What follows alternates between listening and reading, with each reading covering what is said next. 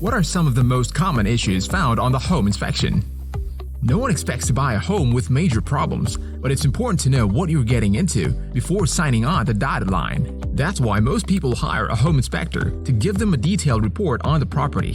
While inspectors may find all sorts of issues, here are some of the most common ones. Number 1. Roofing. Missing or damaged shingles. Improper installation. Number 2. Plumbing. Leaks, corrosion, incorrect installation. Number 3. Electrical wiring. Faulty wiring. Insufficient number of outlets.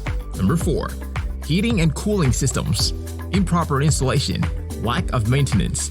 Number 5. Foundation and structural issues. Cracks in the foundation, settling of the home.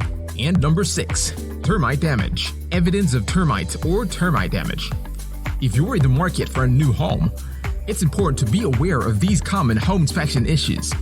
However, don't let that scare you off. A home inspector can help you understand any potential problems with the property and give you a detailed report so that you can make an informed decision.